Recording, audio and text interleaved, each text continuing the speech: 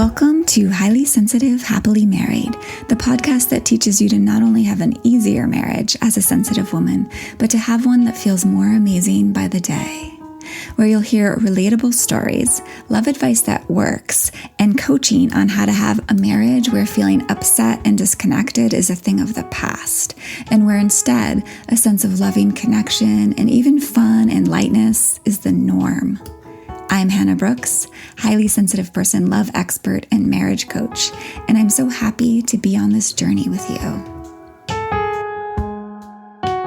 Welcome, my friends. Today we are going to be talking about how perimenopause, which perhaps surprisingly normally happens for women between the ages of 35 and 55, can be the most powerful time for a couple to grow closer.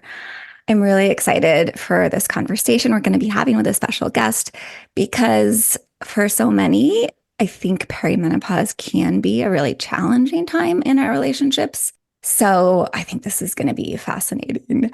And I did want to point out that this episode is, of course, for you all listening, but it's also optionally a good one to invite your partner to listen to, especially if your partner might not know much about perimenopause and therefore might be missing out on being able to have sort of healthy expectations and being able to best support and stay connected with you during this time. So feel free to ask your partner if they're up for listening with you.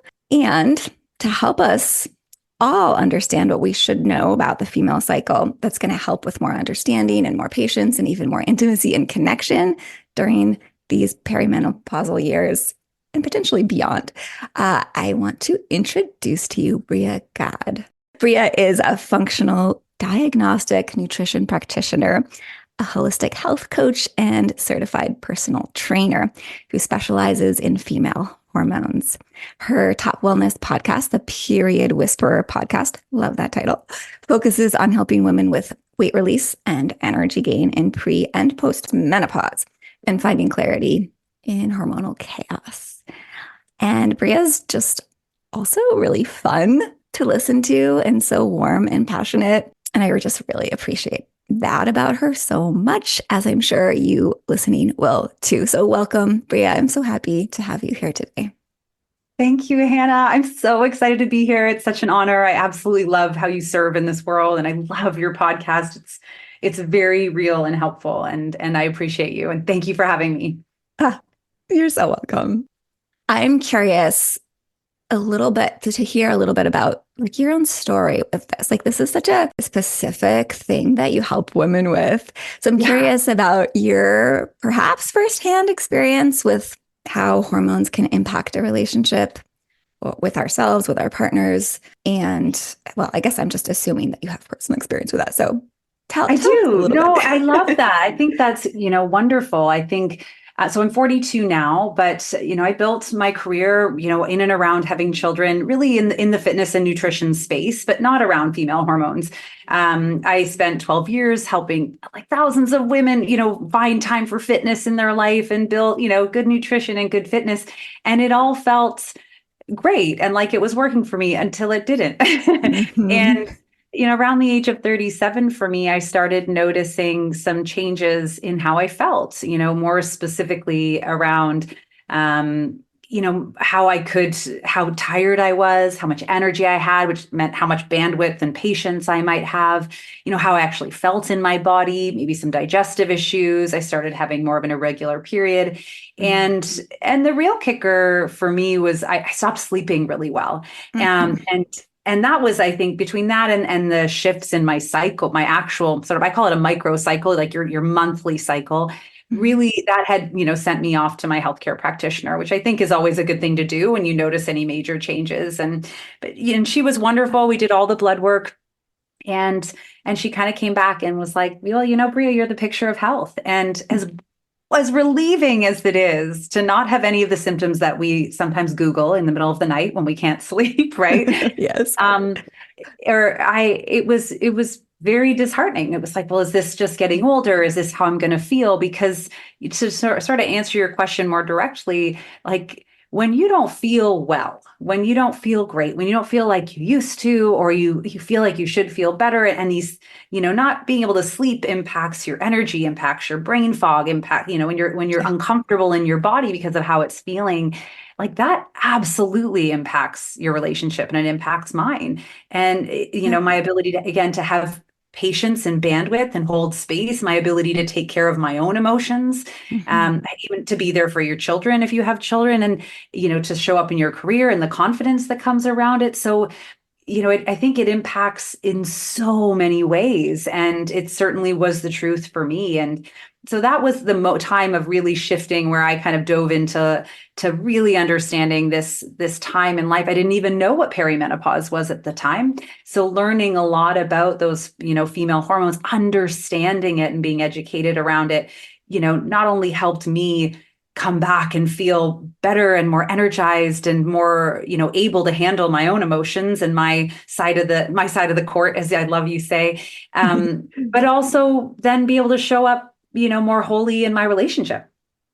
Yes. uh, so yeah, I'd say that's my story around that, and my goal right now is really to bring this conversation to the surface, because I was in the wellness industry and this sidelined me completely.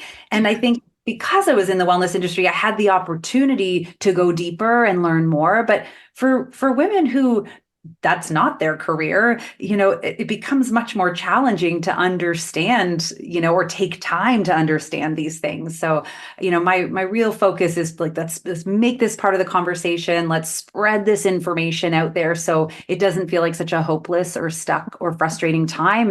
And the ripple of that effect of that can be really hard on our relationship.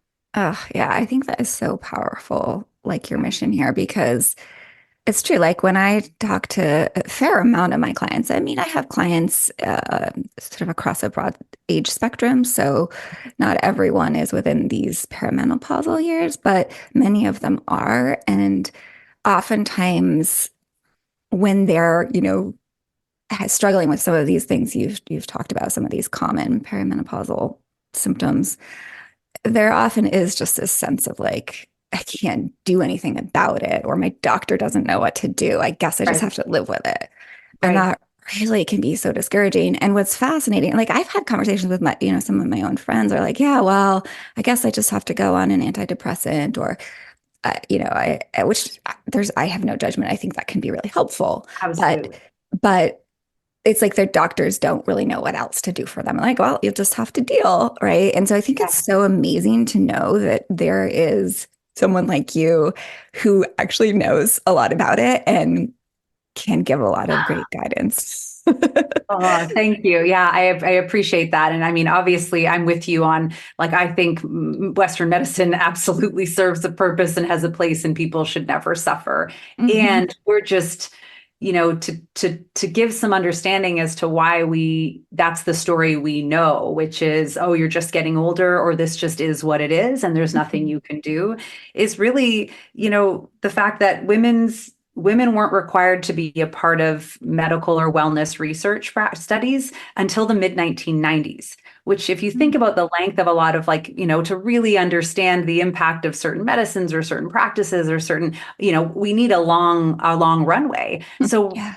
what we're operating, if you're in my age box window, I like to call it, of 35 to 55 or beyond, then you've really been kind of, our doctors just don't have that education because it wasn't there. And so we've been operating like small men, and we're just not, as we know. Wow. That's so Yeah. interesting. Yeah. Yeah. I like Yeah. to share that part because I think it's helpful to understand it's not our fault. It's not anyone's fault, but now we're doing better, as we know. Exactly. I love that. Mhm. Yeah, there's no need to like place blame, but like No. now it's time to learn. I love Yeah. that. That's my approach to everything too. Yeah. Yeah. Now it's time to learn. We have more information and knowledge. Yep. Well, just briefly, people listening who aren't sure if perimenopause is happening for them or is affecting their marriage, what might they just look for? Yeah, that's great. I love that. So, I'll take it back to maybe just explaining what actually happens, what perimenopause is and what happens, because that kind of helps us surface what you might notice, right? Because everybody's Yeah. different and everyone's bio-individual. But, perimenopause is really, it's not a diagnosable condition. It's a transition. It's the same type of transition like puberty, right? It's a phase, a transitional phase. You can't diagnose it, but Yeah. just like puberty is this transition of time where, we go from being children to reproductively capable, our hormones growing and shifting. Perimenopause is a reverse puberty transition. So our hormones are making this shift. Mm. And in that shift, what's happening are three main things. One, the role of our hormones, like whose job it is in the body, is being passed from our ovaries to our adrenals, which are our stress managers. So that makes us, depending on how much our stress managers have been handling for a long time or are handling currently, that can make the transition less comfortable, can start to experience more, really just an added workload, if you imagine, on the body, right? We're just Mm. someone's job now has just tripled in size and things can slip through the cracks. So we can Mm. experience things like obviously like fatigue or feeling more burnt out or run down. The other thing that's happening in perimenopause is the amount of those hormones are obviously changing. So that brings forth some changes, just like we see in kids going through puberty, right? Often they need more sleep or they need more nutrients or they need more compassion, things like that. And sometimes they can, their emotions shift a little bit faster. And finally, the thing that I think is really important is the shifting of these hormones and the amount of these hormones shifting really impacts our brains, specifically our memory encoders and retrievers. So the sciencey side of that is we become more aware of the things that bother us. And the non-sciencey side I like to look at, because I kind of like to take the science and make it simple for me to understand, but Mhm. is that from puberty until perimenopause, which begins around the age of 35, we have been subconsciously driven to reproduce. Every month this comes, whether we wanted children or didn't want children, had children or didn't have children. This is it's a fundamental part of our physiology.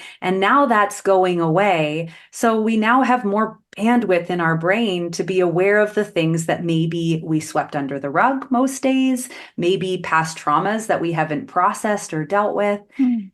Well, all that to say, it can all of these shifts and these changes inside of us functionally can absolutely impact our energy level, which can impact our relationship because of what we're capable of doing or not, or our patience level. It can create issues in our libido or challenges in our libido, where we Mhm. don't have the same feeling, which can of course impact our relationship or bring up things there.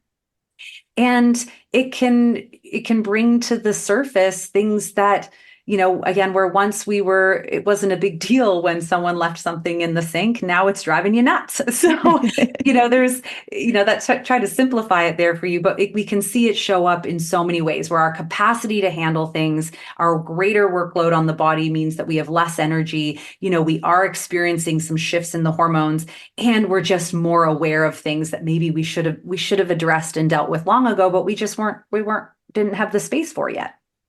I love that. That's such an interesting, I've not really heard it put that way before. And I think that's so true and Mhm. fascinating. Like it is so often in these years, and I'm in that same age bracket as Yeah. you, and uh, that things that we do start to have more of that capacity or to look at, say, past traumas and limiting patterns, etc. And Yeah. that's a beautiful thing, right? That's not a bad thing. It can feel really hard, I think, Yeah. but it is amazing because it's not like those things weren't there before. They were just not being attended to.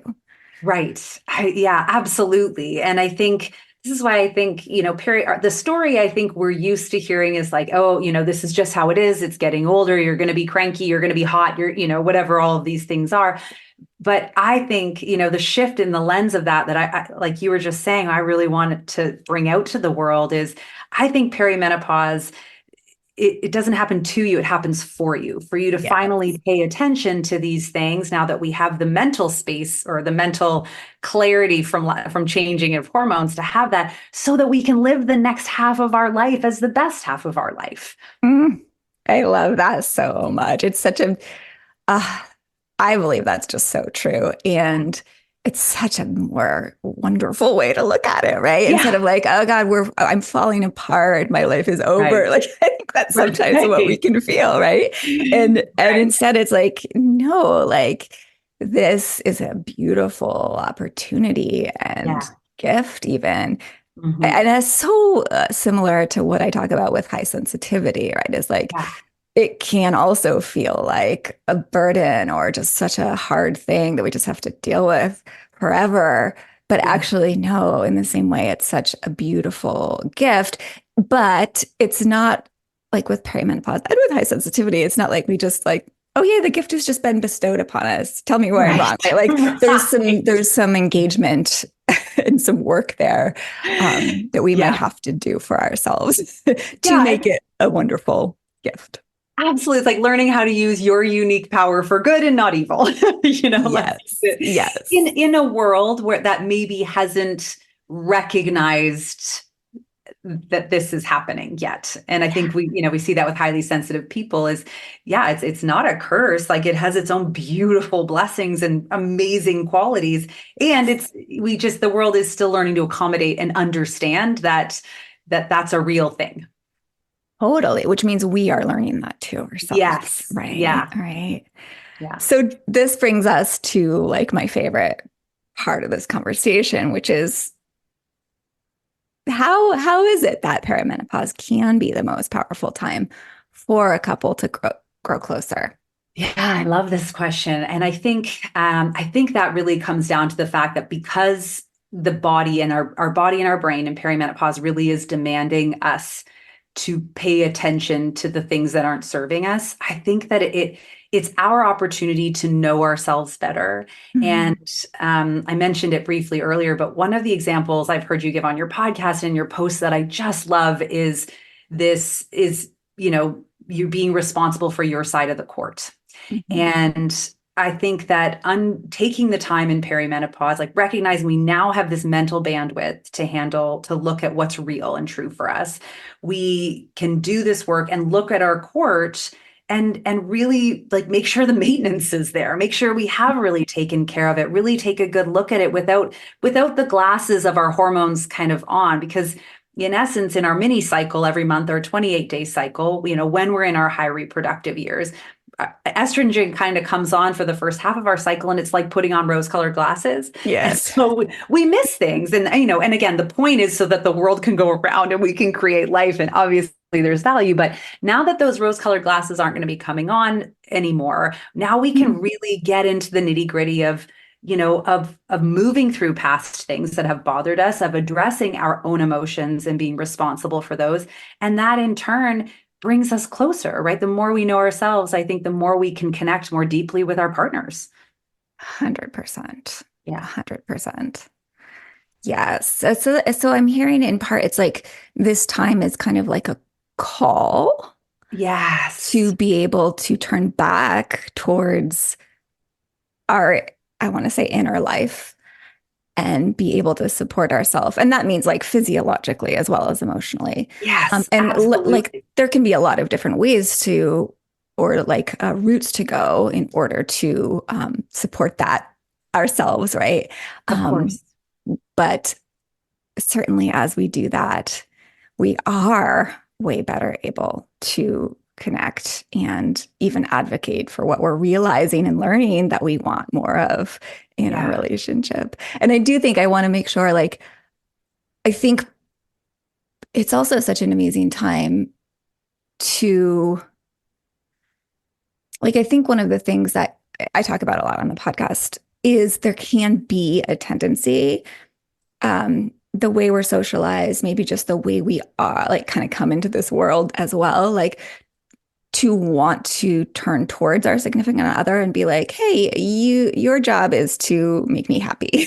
Yes. Yeah. Right. And of course, what I think is that our partners are there to contribute to our happiness, but not to create it for us. Yes, like the icing on top of a cupcake or the cherry. Yes, It's like we're responsible for the quality of that cake and the wholesomeness and the fullness. But yeah, if we can, if we can connect with someone and have them be the icing on the cake, it's that much better. exactly. I love Yeah.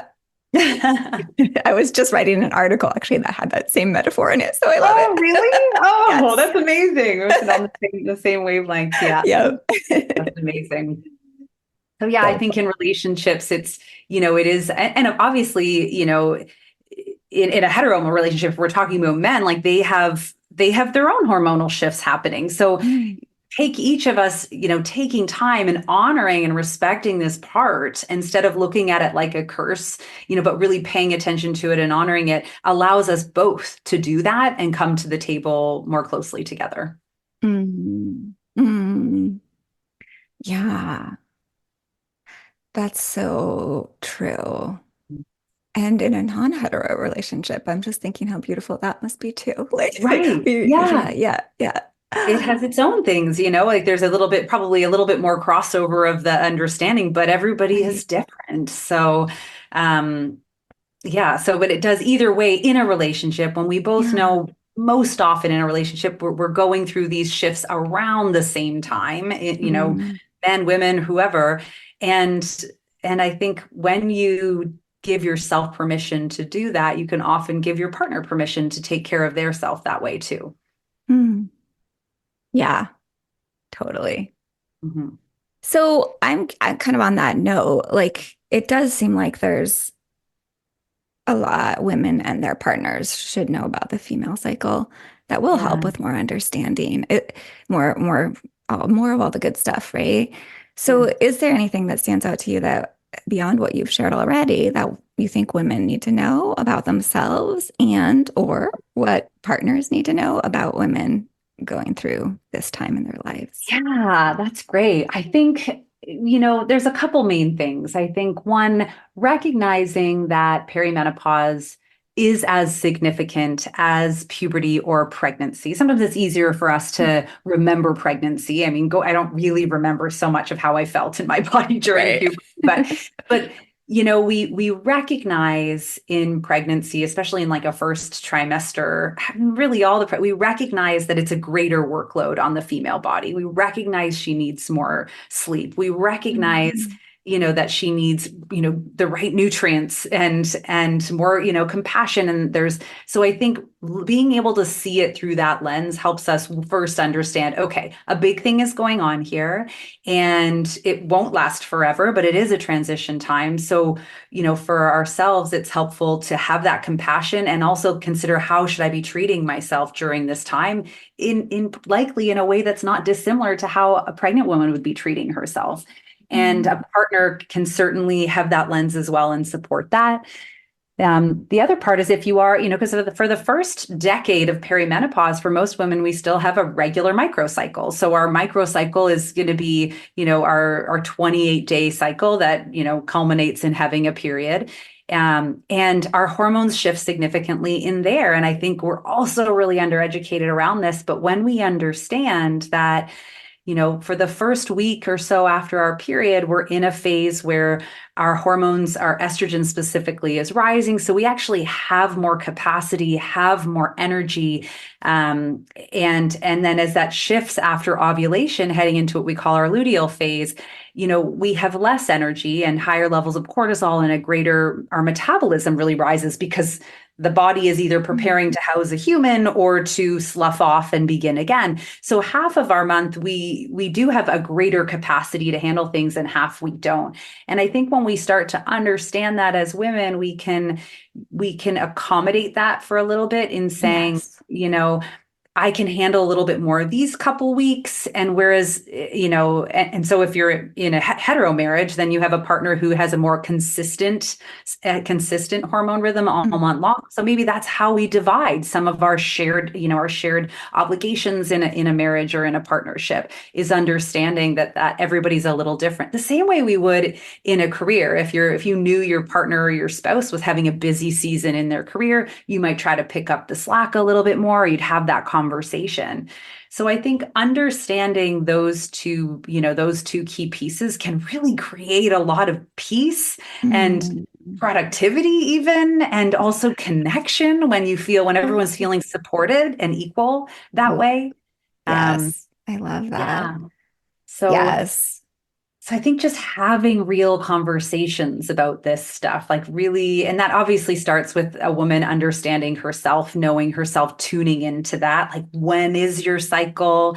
And I think sharing that with your partner, because our menstrual cycle is our fifth vital sign. They're starting to recognize it as. So just like our temperature and our blood pressure and our pulse and so on, it's a really important piece. And so when we can honor that in ourselves, and perhaps our partner knows that's how it is, then we can plan our life more accordingly, and it goes a lot more smoothly. Mm, Hmm. yes, that's so good. Yeah. So 100%, like it's learning about, well, even just listening today is a really great education for Yeah. us. So learning about our own cycles, our own hormonal shifts, Yeah. and what our partner understands about that. Yeah. That's so important. So again, this is one reason I encourage people to listen, have your partner listen if he or she is up for it. Yeah. But because I've had clients be like, yeah, I've tried to talk to my partner about this, but like he just like doesn't really believe it's a real thing. Kind of like like I made a whole podcast for highly sensitive women to share with their partner so I could help educate their partner about what it means to be highly sensitive, right? Yeah. I think it can be easy for some people to be like sort of just dismiss it, right? Hmm. Because like you said, the world hasn't fully learned about it yet. Yeah. So like, oh, it's just like one of those things. Like I don't really believe it. So, of course, it helps to first educate ourselves. Yeah.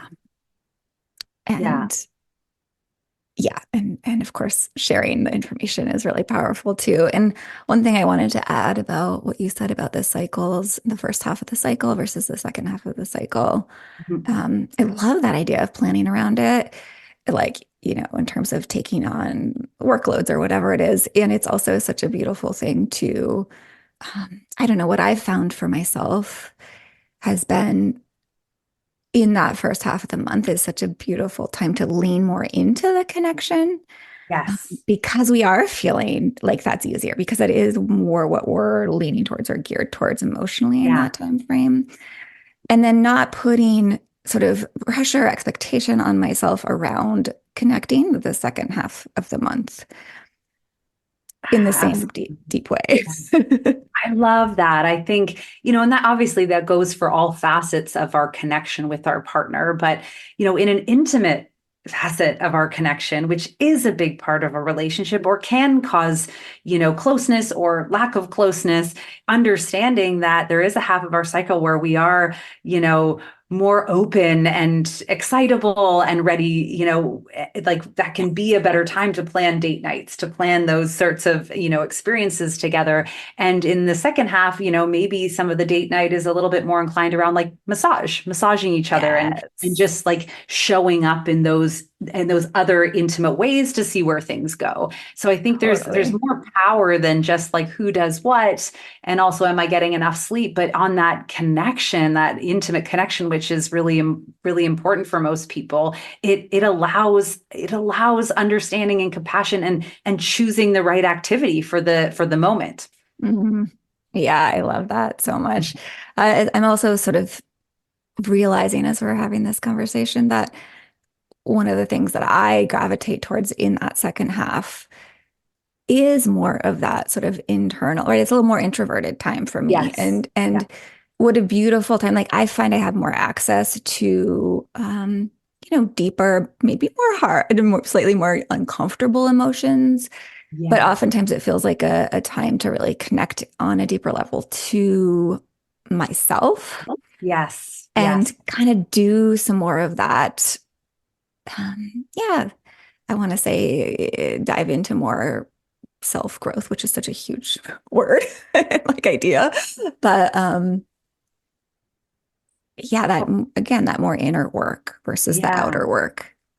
And that makes so much sense because it is, again, because in sort of in our later in our luteal phase, our all of our these other hormones really drop right off. We have access more to our unlensed or unfiltered self, I think. And so it's a Mm. great time to, spend time more inside and get really clear on Mm. how do I really feel about this. Maybe not time to take action on that thing, but to really get clear on how you really feel about something so that when you have the energy and when these hormones start to pick up again, you have the plan that honors your true self.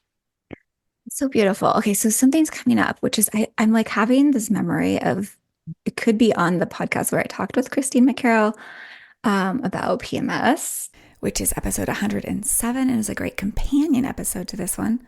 In that episode, I almost think that we talked about how sometimes in that second half, there can be a little bit more of the putting the puke colored glasses on. So I'm right. So I'm kind of curious, like, I totally hear what you're saying. Like it's a more clear seeing time. But I wonder also if there's, and I'm pretty sure for some people, at least at certain times of that cycle, it leans into like seeing through what I call flossite. So like we're Mm. even overly attuned to like what's wrong. Yeah. Yeah, I love that. And I do know Christine, and she's amazing. I love her work. So I love that you had this conversation. I'm going to make sure to listen to that episode.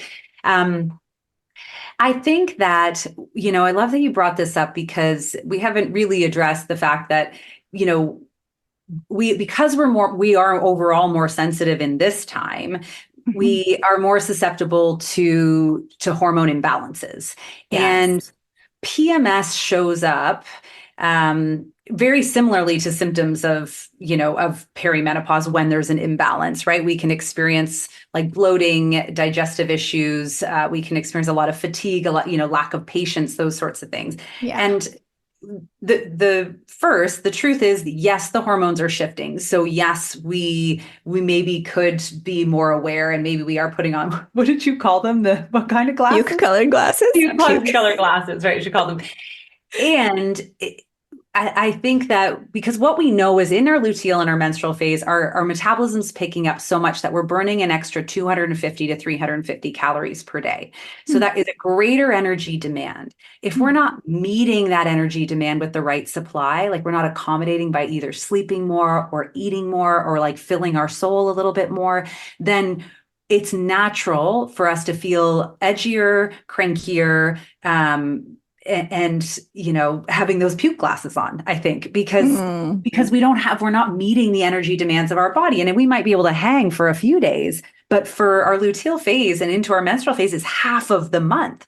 So it's logical that I think one, we always want to make sure we're doing that underlying functional work so that we're making sure those puke glasses are as clean as possible, because there is going to be a hormonal shift there, but hopefully they don't have to come on very often or very long. And ultimately, I think the goal in functional health is to really like keep that shade of puke really light, if at all. That's the goal. And I do believe that's very possible.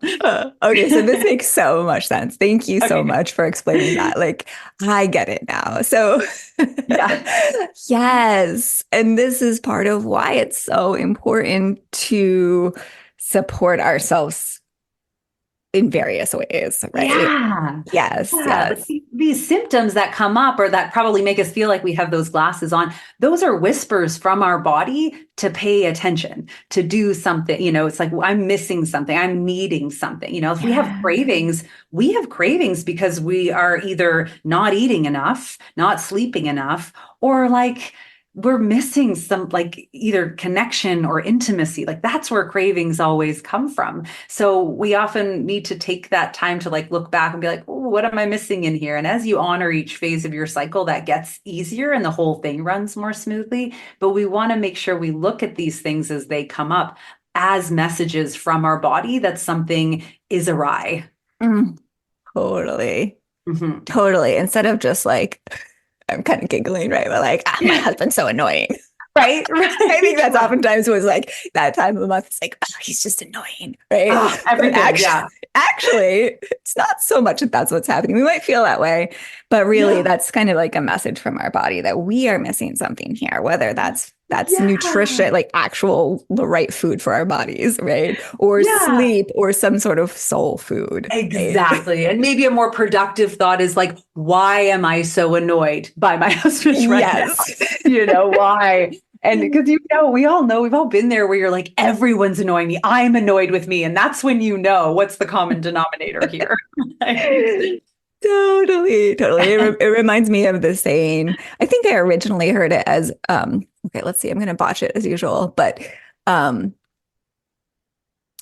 it's like the level of resentment you feel is in direct proportion to your level of self-care. I think that's Yeah. also true with annoyance. The Yes. the level of annoyance you feel is in direct proportion to your level of self-care. Absolutely. I agree with you. That's a good one. And again, to kind of bring it back to, full circle to what we spoke about at the beginning, it's nobody taught us this. We're just learning this. And yet Yes. it's so logical. So as we learn these things, it really begins to make more sense and improve and help all of that a lot better so we can give ourselves better self-care. Yes. Yes, totally. And so, a lot of what I do is more the sort of soul food or the emotional Mhm. aspect of supporting ourselves in Yeah. these ways. And you are such a you have so much knowledge around I'm sure you have knowledge around all of it, but if you have a few suggestions for women, and I know you do, in terms of like the physiological support, the Yeah. nutrition support, like what are just a few basics that you might Yeah. offer people? Thank you. Yeah, that's, I think we get so like we've been so busy and we've got so distracted on everything that sometimes we forget the fundamentals, right? Like just like when we're teaching a child to read, we can't just give them a book and expect them to figure it out. We have to teach them the letters and then we need to teach them the sounds of the letters and then we can start stringing them together. Our Yes. health is the same. It has foundational pieces. We see it in wild animals, we see it in all animals. So we have these four key health pillars that really we have become really good at not following through on, but when your health pillars aren't strong, then things get rickety. Mm, And they are sleep and rest. So mm, we do need, and women need more sleep in perimenopause because of this added workload on their body. So we really should be looking at 8 or 9 hours of in bed time, we'll call it, because sleep's hard to control. mhm. We need, I think consistency in the quality of our nutrition. So some really simple nutrition pieces is let's just go back to eating 3 meals a day, making sure there's vegetables and protein and each of the things in the meal. Like let's start with the three balanced meals so we can solidify our health foundations before we get creative with other options. Movement, we all need movement, right? And again, before we start doing really intense workout programs, like, hey, am I actually walking 7 to 10,000 steps? Like, am I getting functional movement in? Am I stretching? And this is our basic foundation before we start adding on. And Mm, then how is I call it the pleasure pillar, but it's really a stress management pleasure pillar. And this is, probably a big part of your expertise, but mhm. it's a huge part of our life is how, joy is a key part of a healthy and fulfilling life. And yet it's Yes. very hard to have joy if your relationship to stress is like your perceived stress is so big. So we need to, build in practices every single day. And I think this is something you can do with your partner is like, hey, let's look at the week. These are the four most important things that we get in for ourselves. How are we both getting these in this week Mm, and making sure that that's happening just to yes. create that foundation when, especially for women, the landscape is shifting right now. So having a rooted foundation is so helpful to keep us feeling like ourselves. Mm, yes. Yes. I love that. Those Yeah. are great. I love how you've broken those down. And by the way, everybody listening, Bria has a lot more, she has resources that go into a lot more depth. She's so fun to follow on Instagram where she just gives so much good value there. So, um, You. and I'm sure you can tell people in a few minutes more about where to find you and learn more from you. But yeah, I've learned a lot from listening to, your advice on nutrition and all of it. It's actually pretty enlightening. No, So good. I I'm glad. appreciate Thank you it. so much, Yeah. Hannah.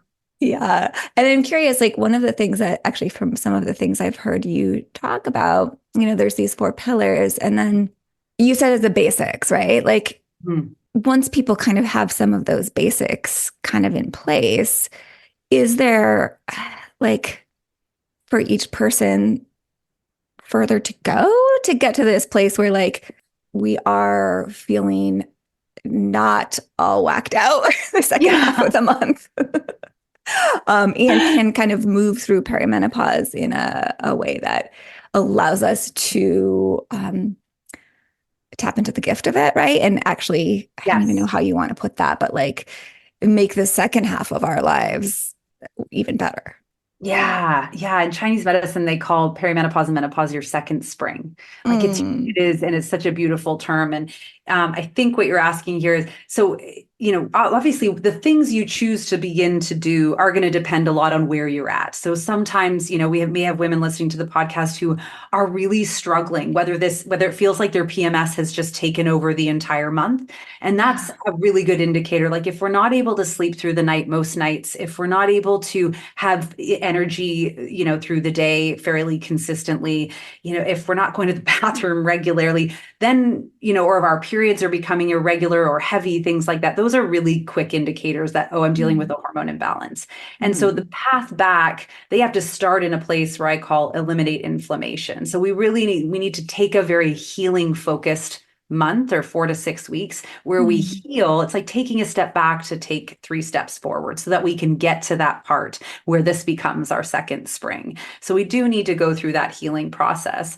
And for women who are just wanting to be more aware or recognizing that they're go in this age box, they're over 35, maybe they're noticing some of these shifts we've talked about.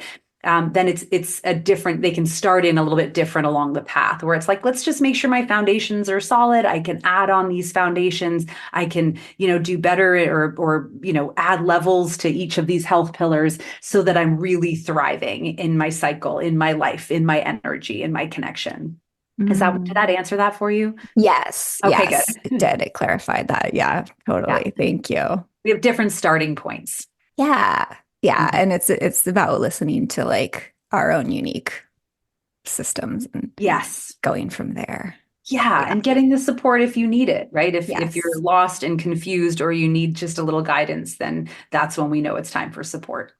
Yes. I'm just so fascinated with how this time can be a second spring. And what it's making me think of is it can be a second spring for our relationships as Mhm. well. Yeah. Like first with our relationship with ourselves and then our relationship with life, but also specifically with our significant other. Yeah. And it's true that I have many people who come to me who are younger, but the majority of women who come to me at this point in their lives are in this age bracket. Yeah. And it makes so much sense to me because it is a time when we're like, all right, life, Yeah.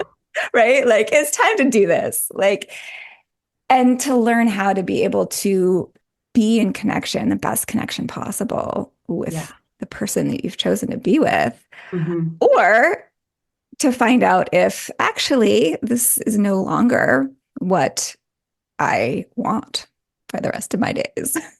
Right. Well, and I think that's what happens in this stage is that again we become so aware. So that I think the sooner we're aware of this piece, the more opportunity we have to do the work first, to know we've taken care of our side of the court before we make any big decisions. Yes, totally. Yeah. Absolutely. And I have so much more to say about that, but this podcast isn't for that. So. Yeah. Another episode. Another episode. Yeah. Well, so good. So, do you have any last tips for easing the challenges and leaning into the gifts of this time, Mm. or any last tips about partners supporting each other during this time? I think that, yeah, I love that. I think, learning, having conversations with your friends, with other women, because it can feel, so for a lot of women, if again, especially if you're in a hetero marriage or a hetero partnership, I mean, your husband doesn't understand, isn't really going to fully be able to understand what you're going through. Your kids aren't. And most of the time our mothers have completely forgotten. So it can be a very lonely time. So, Yeah. find some people, connect with it, or find a space that does feel comfortable with you talking about it and connecting on it. And then I think with our partners, yeah, I think, whether it's just having those conversations, like, having your partner know when your cycle actually is can be really powerful. And really just, sharing and working together on your health goals. Because whenever we need to reprioritize our health goals, sometimes it's so helpful to do it together in a 2 or 3 period block so that we can make progress and then shift our focus as a couple to other goals. Mm. Yes. I love that. And for anyone who's like, oh, it's a little bit concerned about, asking for that, I do have a whole podcast episode about making requests. That like in an effective way. I think sometimes that can be challenging in relationships, like making requests in a way that are most likely to get through to our partner and aren't going to create like, I don't know, defensiveness or that can happen. So Absolutely. And there's a lot of, so you're the one to listen to. I'm going to go listen to that. Thank you. Yes, yes. And actually there's another one in there about it's actually called what is it called? How to get your partner to be more romantic. But that one is really also along these same lines, is like, it's really about anything that you're wanting. So like if we're wanting our partner to help be more supportive or help support this transitional time in our lives, I talk a lot about that, like how to ask and how to support him to support you.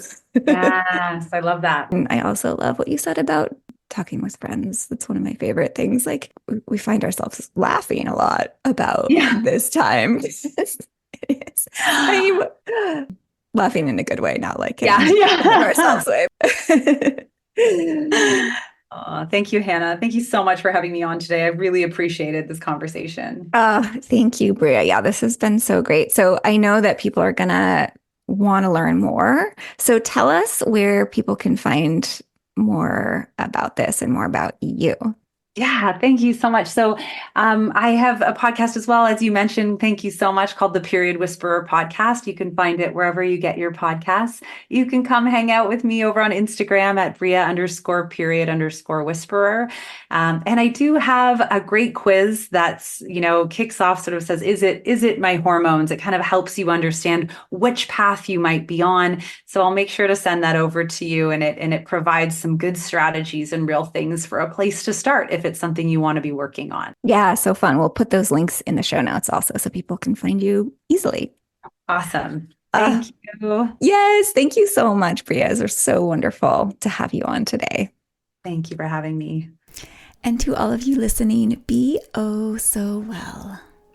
Hey, before you go, remember that if you've been thinking about joining my marriage coaching program for highly sensitive women called Treasured, now is a great time, because if you join before the 14th of April, which is coming right up, you're going to get a whole free course that you get to keep for life called The Foundations of Emotional Wellbeing for HSPs. This is actually right in alignment with the pillar that Bria was talking about in this episode on soul nourishment and on stress release and, that emotional well-being piece. That is so essential for this time in our life, but really any time in our lives as highly sensitive people. So if you're curious to learn more, you can head over to the link in the show notes for my program Treasured, and I'll also put the description of Foundations of Emotional Wellbeing in there as well, or the link to it, because you're going to want to learn more about and take advantage of this super extra perk that's really key to your well-being for the rest of your life.